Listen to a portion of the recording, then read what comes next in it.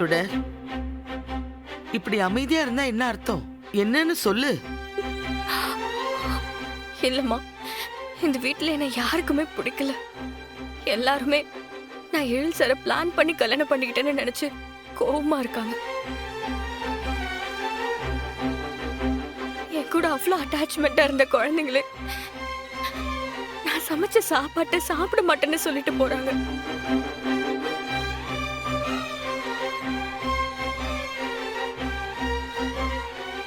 இதுக்கு மேல நான் இங்க இருந்து என்னமா பண்ண போறேன்? அதோ யார்கிட்டயுமே சொல்லாம எங்கேயாவது போயிடலான்னு நினைச்சு பேக் எடுத்து கிளம்பிட்டேன். ஆனா என்ன ஆனா? அதான் இந்த வீட்ல உனக்கு யாருக்குமே பிடிக்கலன்னு நல்லா தெரியுதுல்ல.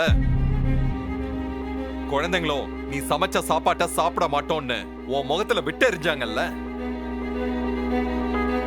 ஏமாத்தி தாலி கட்டிக்கிட்டு இங்க வந்துட்டோமேன்னு உனக்கு உறுத்த போய் தானே நீ பேக் எடுத்துக்கிட்டு கிளம்பி இருக்க.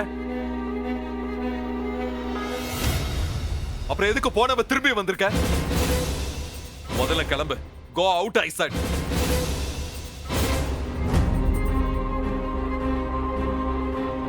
எழில், அவளே மனசு நொந்து போய் நிக்கிறா. நீ வேற ஏன்பா காயப்படுத்திக்கிட்டே இருக்க? சுடர் எங்கேயும் போக மாட்டா, இந்த வீட்டுல தான் இருப்பா. அம்மா, அவளே இந்த வீட்ல இருக்க தகுதி இல்லைன்னு நினைச்சுதான் வெளியில போயிடலான்னு முடிவு பண்ணிருக்கா. நீங்க எதுக்குமா அவளை தடுக்கிறீங்க? அவ எப்ப கையில பேக் எடுத்துக்கிட்டு கிளம்பிட்டாலோ இனிமே அவ இங்கே இருக்க கூடாது.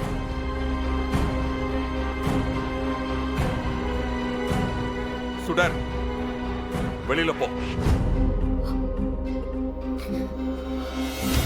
கிளம்புன்னு சொல்றல. எழில், என்ன நினைச்சிட்டு இருக்க நீ? சுடர் ஒன்னும் பழைய மாதிரி இந்த வீட்டுல வேலை செய்யற பொண்ணு இல்ல. நீ நினைச்சத வெளியில போன்னு சொல்றதுக்கு. அவ எப்ப உன் கையால தாலி கட்டிக்கிட்டு இந்த வீட்டுக்குள்ள வந்துட்டாளோ இனிமே அவளை இங்க இருந்து வெளியில போன்னு சொல்றதுக்கு யாருக்கும் அதிகாரம் கிடையாது. உனக்கோ எனக்கோ யாருக்கும் அந்த ரைட்ஸ் கிடையாது.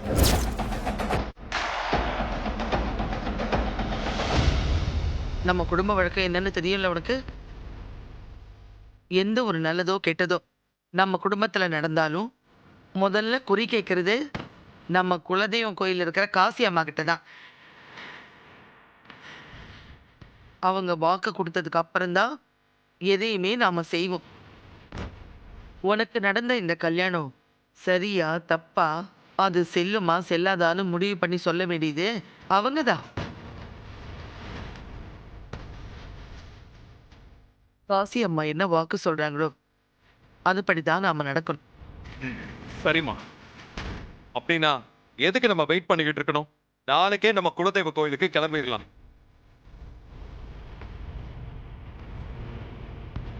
இந்த விஷயத்துல உங்களுக்கும் எனக்கும் மனஸ்தாபமே வேண்டாம்.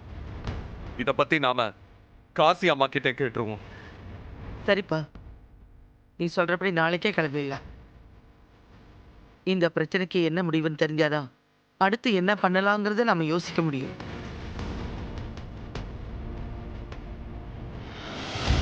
சுட, நாளைக்கு நம்ம எங்க ஊர்ல இருக்கிற குலதெய்வம் கோயிலுக்கு கிளம்புறோம். ரெடியா இரு. அங்க போய் காசி அம்மா சொல்ற வாக்க பொறுத்துதான் உன் வாழ்க்கையை பத்தி நாம முடிவெடுக்க முடியும். நீ ஒரு ரூமுக்கு போ.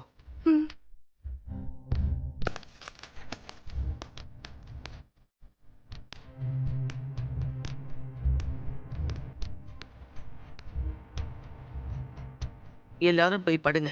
காலையில சீக்கிரம் கிளம்பணும். சரிங்கம்மா.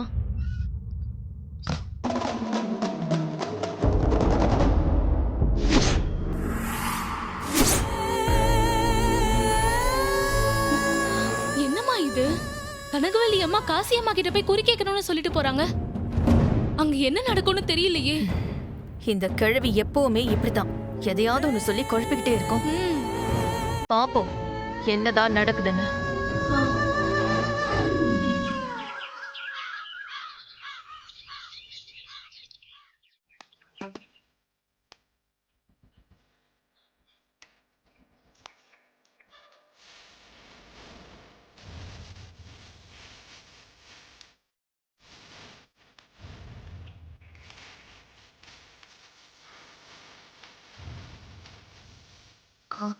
ரம்யா என்ன சுடர், ரெடி ஆயிட்டியா?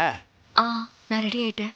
ஆ, ரம்யா, காசி அம்மான்னு யாரையோ சொன்னாங்களே, யார் அவங்க? அவங்க நம்ம கனகவள்ளி அம்மாவோட குலதெய்வம் கோயில்ல குறி சொல்றவங்க. இந்த குடும்பத்துல எந்த ஒரு நல்ல காரியம் செய்யறதா இருந்தாலும் காசி அம்மா கிட்ட அருள்வாக்கு கேட்டதுக்கு பிறகுதான் கனகவள்ளி அம்மா அதை செய்வாங்க. நம்ம எழிலேயோட முதல் கல்யாணமும் அவங்க கிட்ட அருள்வாக்கு கேட்டு தான் நடந்தது.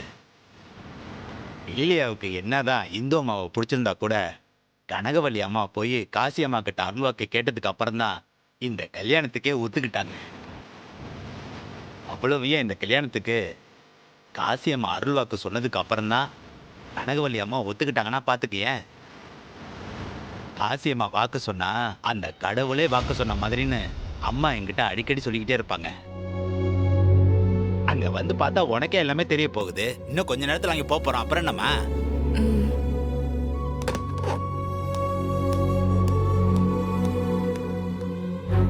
சுடர், வாங்கக்கா. என்ன சுடர், வெளியே எங்கேயோ போறதுக்கு ரெடியான மாதிரி தெரியுது. ஆமாக்கா, எழில் சாரோட குலதெய்வ கோவிலுக்கு போறோம். ஓ, குலதெய்வ கோயிலுக்கா?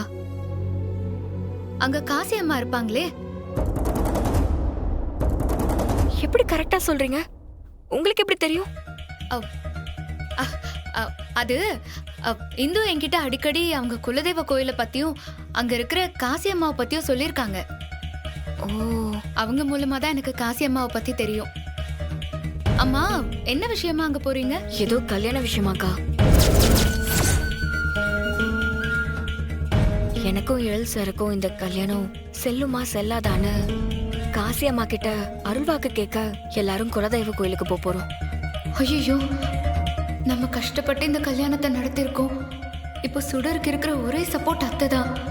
காசி அம்மா கல்யாணம் செல்லாதுன்னு சொல்லிட்டா அத்தையுமே எழில் பக்கம் வந்துருவாங்களே. இப்போ என்ன பண்றது? எனக்கு யோசிக்கிறீங்க?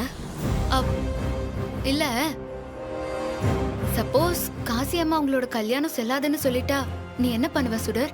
நான் அதை பத்திலாம் பெருசா எதுவும் யோசிக்கலக்கா. இந்த கல்யாணம் எப்படி நடந்ததுன்னு எனக்கே இப்ப வரைக்கும் தெரியல. அப்படி இருக்கும்போது அங்க அந்த காசி அம்மா என்ன சொன்னாலும் நான் அதை மனசார ஏத்துப்பேன்க்கா. ரம்யா, அம்மா. எல்லாம் எடுத்து வச்சிட்டீங்களா? எடுத்து வச்சுட்டேம்மா. நீங்க ரெடினா போலாமா? ம். எல்லாரும் ரெடி ஆகி வராங்க போல இருக்கு. நீ கிளம்பு. நல்லபடியா குலதெய்வ கோயிலுக்கு போயிட்டு வா. எல்லாம் நல்லபடியா நடக்கும்.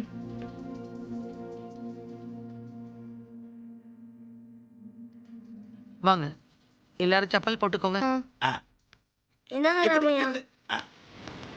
ரமையா, வண்டியில எல்லாம் எடுத்து வச்சுட்டேன். எல்லாமே எடுத்து வச்சுட்டேன். சரி வா போலாமே. வாங்க போங்க.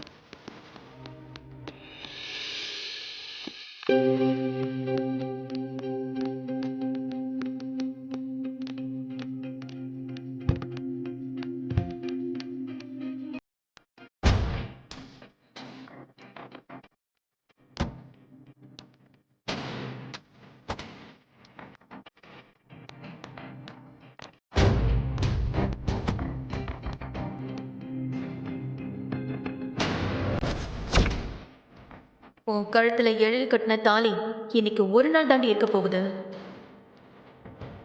ஒன்று காசி அம்மா உன் கல்யாணத்தை செல்லாதுன்னு சொல்லணும், இல்லை அங்கிருந்து கிளம்புறதுக்குள்ள நானே ஏதாவது பிளான் பண்ணி உன் கல்யாணத்தை செல்லாததாக்கணும். எப்படி இருந்தாலும் எழில் கூட நீ வாழ முடியாது.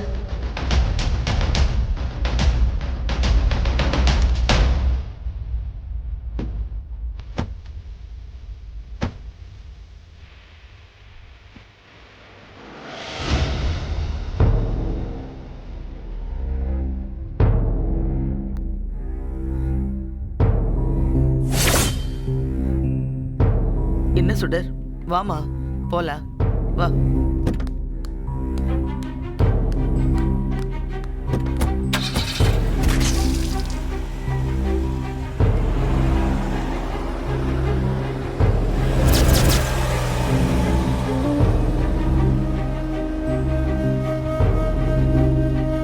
ஐயோ, அங்க என்ன நடக்க போதோ தெரியலையே. இந்த மனோஹரி வர கூட போறா. கண்டிப்பாவே ஏதாச்சும் ஒரு குழப்பம் பண்ணுவா. காசி அம்மா இதனால என்ன அருள்வாக்கு சொல்ல போறாங்கன்னே தெரியலையே. என்னால காசி அம்மாவை மீறி அந்த ஊருக்குள்ளேயும் போக முடியாது. என்ன பண்றது?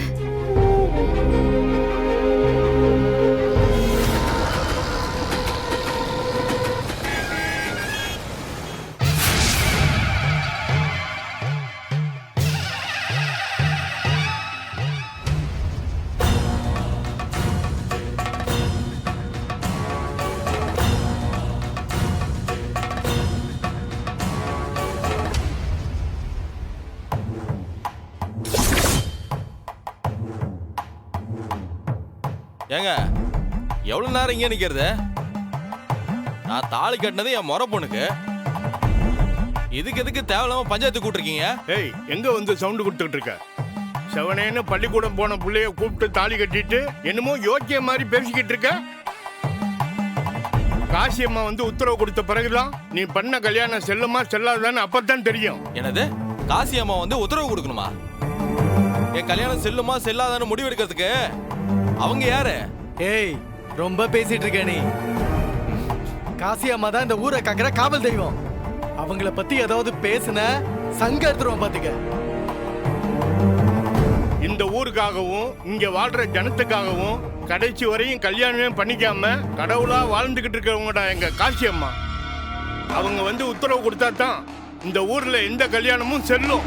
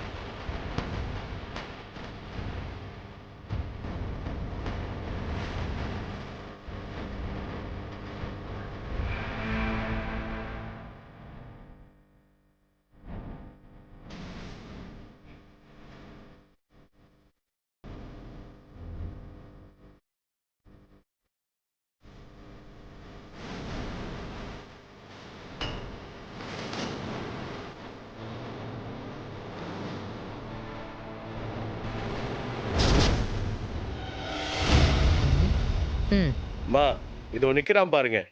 இந்த பைய நம்ம ஊர்ல இருக்க மூக்கையனோட சின்ன பொண்ணு பள்ளிக்கூடத்துக்கு போகும்போது அதை வழிமறிச்சு வம்படியா தாலி கட்டியிருக்கான். கேட்டா அது என் முறை பொண்ணு, அப்படிதான் செய்வன்னு பஞ்சாயத்திலே தென்னாவட்டா சொல்றாமா. தம்பி, ம், அது உன் முறை பொண்ணா இருக்கலாம். ஆனா நீ முறைப்படி இந்த கல்யாணத்தை பண்ணலையே. எங்க ஊர் பொண்ணை கல்யாணம் பண்ணணும்னா அதுக்கு முதல்ல இந்த காசி கிட்ட உத்தரவு கேட்கணும். இது என்னங்க அநியாயமா இருக்கு? எனக்கு பிடிச்ச பொண்ணை நான் கல்யாணம் பண்ணிட்டு வந்ததுக்கு உங்ககிட்ட எதுக்குங்க நான் உத்தரவு கேட்கணும்? யார்கிட்ட எடுத்து பேசுற? பாத்து பேசு.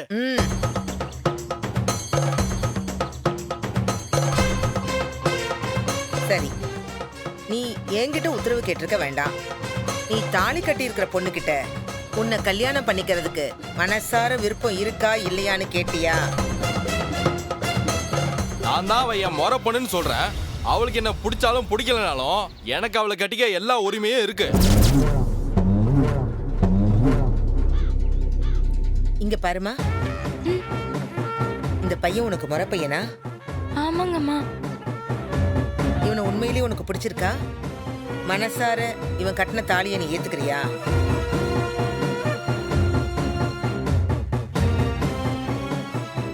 இல்லம்மா, எனக்கு இப்போதைக்கு கல்யாணம் பண்ணிக்க விருப்பமே இல்லை.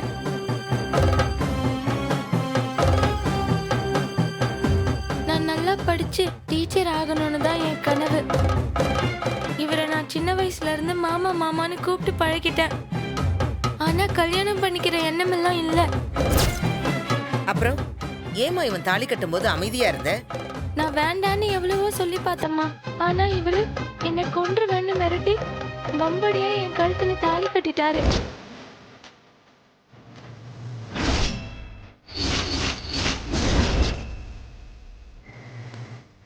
ஏய், என்னடி சுத்தி ஆளுங்களா இருக்காங்கன்ற தைரியத்துல பேசுறியா? ஒழுங்கா என் கூட வந்துரு. இவங்களெல்லாம் என்ன ஒண்ணும் பண்ண முடியாது.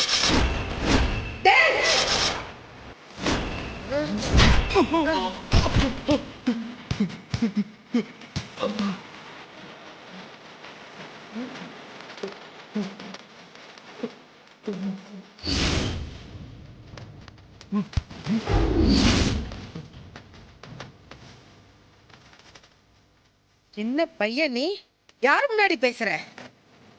ஆத்தாவோட உத்தரவு இல்லாம இந்த ஊர் பொண்ணு இல்ல, ஒரு கைப்பிடி மண்ணை கூட உன்னால இங்க இருந்து எடுத்துட்டு போக முடியாது.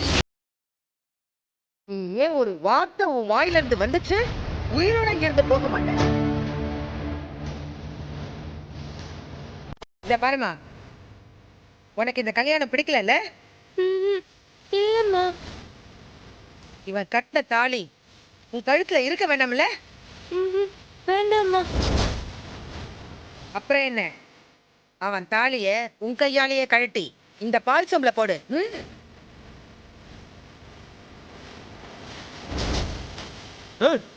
கழட்டாத, நான் சொல்றதை கேளு, கழட்டாத.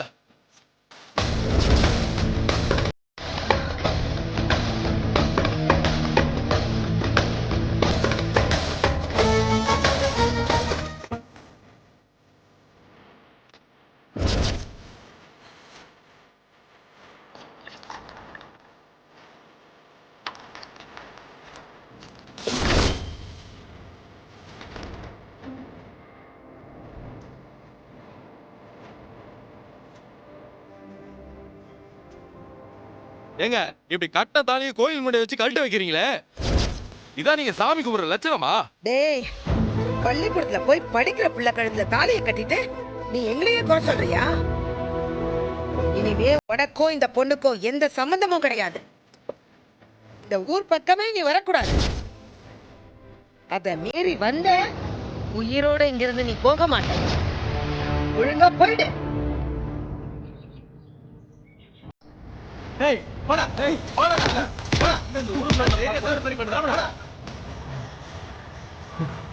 நல்லா இருந்தா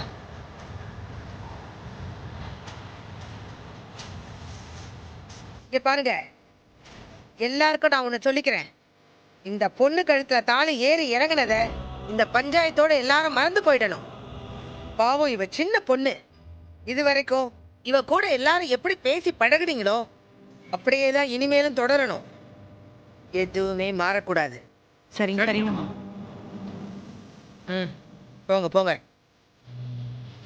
போமா வாமா. பள்ளிக்கூடத்துக்கு அனுப்புங்க. சரிங்கம்மா. வா.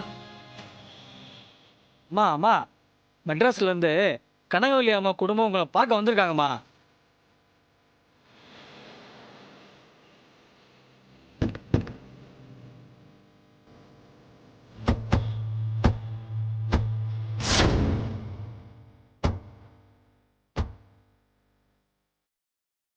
எத்தனை நாள் ஆச்சு நம்ம ஊர் கோயிலுக்கு வந்து? சுடர், இதுதான் நம்ம குலதெய்வ கோயில்.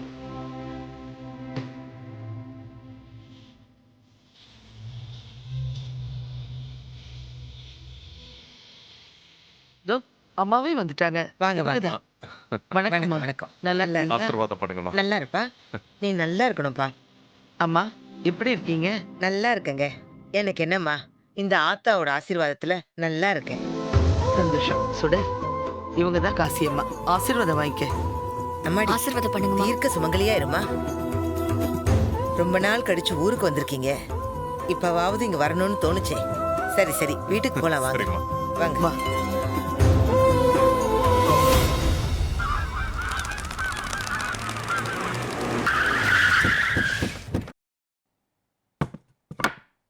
ஏதோ முக்கியமான விஷயமா வந்திருக்கீங்கன்னு தெரியுது. என்னன்னு சொல்லுங்க. இவங்களோட கல்யாணத்தப்போ என்ன நடந்துச்சுன்னா